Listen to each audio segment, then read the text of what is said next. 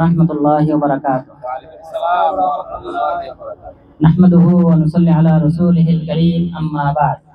সম্মানিত উপস্থিতি, আমরা এখন যে স্থানে দাঁড়িয়ে রয়েছি এটা হলো বীরে রোমা। এটাকে বলা হয় বীরে রোমা। এই পুরা বাগানটা, এই যে পুরা বাগান প্রাচীর দেওয়া, এই বিশাল বাগানটা এটা উসমান রাদিয়াল্লাহু আনহু তিনি ক্রয় করেছিলেন এবং ইসলামের প্রথম ওয়াকফ, এবং সেই ওয়াকফটা এখনো চলমান রয়েছে। তো উসমান রাদিয়াল্লাহু আনহুর যে সকল হাসানাত, কল্যাণকর কাজ রয়ে গেছে তার মধ্যে অন্যতম হলো এটা। এর চেয়ে বড় যে কাজটা রয়ে গেছে সেটা হলো আমরা যে কোরআন তেলাওয়াত করি, এটা কিন্তু খতে উসমান রাদিয়াল্লাহু আনহুর যে খত, তিনি যেই লুগাতে লিখে রেখে গেছিলেন, 7টি হরফে কোরআন অবতীর্ণ হয়েছে, তারপর উনি সেখান থেকে একটি হরফকেই চয়ন করেছেন এবং সেটা কিন্তু এখনো চলমান। পুরো মুসলিম বিশ্বে কিন্তু উসমান রাদিয়াল্লাহু আনহুর খতটাই পাঠ করা হয়। এটা উসমান রাদিয়াল্লাহু আনহুর হাসানাত। যদিও শিয়ারা তাকে নানান ভাবে তারা তার ব্যাপারে সমালোচনা করে, কিন্তু উসমান রাদিয়াল্লাহু আনহুর যে হাসানাত এখনো রয়ে গেছে, এই সবগুলো ওনার আমলনামায় যদি যুক্ত হয়, কিয়ামত দিবসে যে সকল ব্যক্তিরা উঠবেন বিশাল আমল নিয়ে, যাদেরকে দেখে নবীগণ ঈর্ষান্বিত হবেন, এমন ব্যক্তিদের অন্তর্ভুক্ত হবেন ইনশাআল্লাহ উসমান বিন আফফান রাদিয়াল্লাহু আনহু। তো উসমান রাদিয়াল্লাহু আনহুর সেই কল্যাণকর একটি কাজের অন্যতম একটা হলো বীরে রোমা।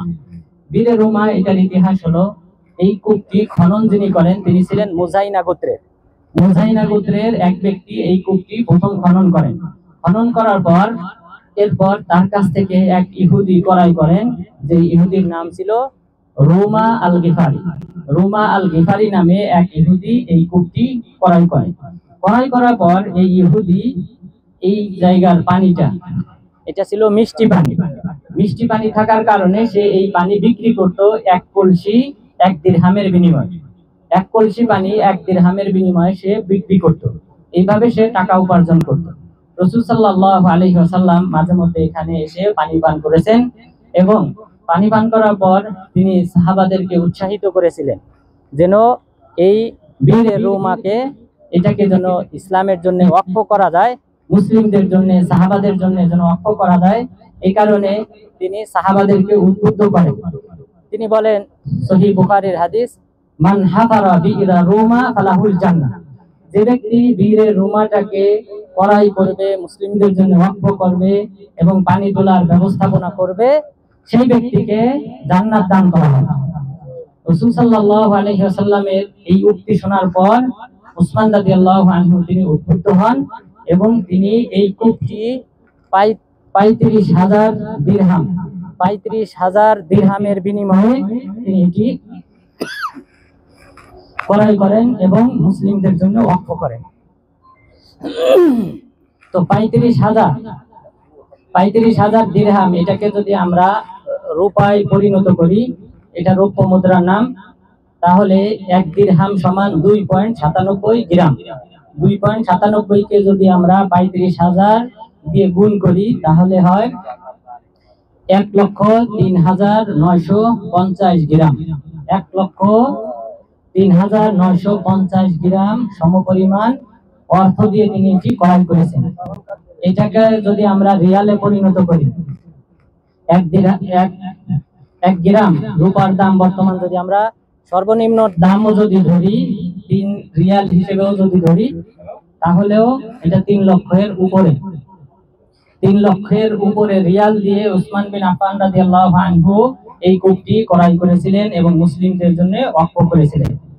এটা বিশাল একটা অ্যামাউন্ট, এবং এই কারণে রাসূল সাল্লাল্লাহু আলাইহি ওয়াসাল্লাম বলেছেন, মান হাফারা রোমা ফালাহুল জান্নাহ। যে ব্যক্তি রোমা কূপ মুসলিমদের জন্য, এখানে হাফারা মানে খনন করার অর্থ নয়, বরং যেহেতু এটা আগে থেকে খনন করা ছিল, এটা দ্বারা উদ্দেশ্য হলো যে ব্যক্তি ক্রয় করবে, মুসলিমদের জন্য ওয়াকফ করবে, সেই ব্যক্তির জন্য জান্নাত। উসমান রাদিয়াল্লাহু আনহু এই কথাটা স্মরণ করিয়ে দিয়েছিলেন যখন মিশর থেকে এবং কুফা থেকে, মিশর, কুফা এবং বসরা এই অঞ্চল থেকে যখন বিদ্রোহীরা উসমান রাদিয়াল্লাহু আনহুর উপর আক্রমণ করে, এই বিদ্রোহীরা যখন আক্রমণ করার জন্য তাকে ঘেরাও করে, আবু আব্দুর রহমান আসসালামী রাহিমাহুল্লাহ তিনি বলেন, উসমান রাদিয়াল্লাহু আনহু তখন তাদের দিকে তাকিয়ে তিনি বলেছিলেন যে রাসূল সাল্লাল্লাহু আলাইহি ওয়াসাল্লাম কি বলেন নাই, মান হাফারা রোমা ফালাহুল জান্নাহ, যে ব্যক্তি রুমা কূপ মুসলিমদের জন্য ওয়াকফ করবে, ক্রয় করে দেবে, তার জন্য জান্নাত। আমি কি সেটা ক্রয় করি নাই? এরপর রাসূল সাল্লাল্লাহু আলাইহি ওয়াসাল্লাম কি বলেন নাই, মান জাহাজা জাইশাল উসরা ফালাহুল জান্নাহ, যে ব্যক্তি এই তাবুক যুদ্ধের যে বাহিনী রয়েছে তাদেরকে প্রস্তুত করবে যুদ্ধের জন্য, খরচ বহন করবে, তার জন্য জান্নাত। আমি কি সেই বাহিনীকে খরচ বহন করি নাই? অর্থাৎ আমি জান্নাতি ব্যক্তি, তাহলে তোমরা কেন আমাকে অবরোধ করে আমাকে হত্যা করার পরিকল্পনা করতেছো? উসমান রাদিয়াল্লাহু আনহু সেই কথা স্মরণ করিয়ে দিয়েছিলেন বিদ্রোহীদেরকে। এটা উসমান রাদিয়াল্লাহু আনহুর একটা শ্রেষ্ঠ আমল, যেটা এখন অব্যাহত রয়েছে।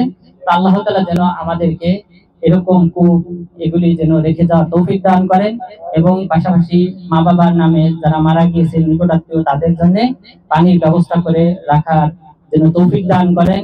কেননা এই ওয়াকফটা, পানি, বিশেষ করে পানি ওয়াকফ করাটা, এটা হলো শ্রেষ্ঠ আমল। কারণ সাদ বিন উবাদা রাদিয়াল্লাহু আনহু তিনি বলেন, আমার মা মদিনাতে মারা যান, আমি মদিনাতে ছিলাম না। মদিনাতে আসার পর রাসূল সাল্লাল্লাহু আলাইহি ওয়াসাল্লামকে জিজ্ঞাসা করলাম, আল্লাহ রাসূল, আমি যদি উপস্থিত থাকতাম তাহলে অবশ্যই আমার মা সদকা করার নির্দেশ দিতেন। আমি যদি এখন সদকা করি তাহলে এটা কি কবুল হবে? তখন বললেন, হ্যাঁ কবুল হবে। তখন আমি প্রশ্ন করলাম যে উত্তম সাদাকা কোনটা? তখন তিনি বললেন, আলমা, পানি, পানির ব্যবস্থা করা। তখন তিনি সাদ বিন উবাদা রাদিয়াল্লাহু আনহু মদিনাতে 7টি কূপ খনন করেন। 7টি কূপ খনন করে মুসলিমদের জন্য ওয়াকফ করে দেন। তো সুতরাং এটা শ্রেষ্ঠ আমলের অন্তর্ভুক্ত। সুতরাং আল্লাহ তাআলা যেন আমাদেরকেও, আমাদের মা বাবা, নিকটাত্মীয় যারা মারা গেছে অথবা দূরবর্তী আত্মীয়, তাদের জন্য এই জাতীয় ওয়াকফ রেখে যাওয়ার তৌফিক দান করেন। আমিন।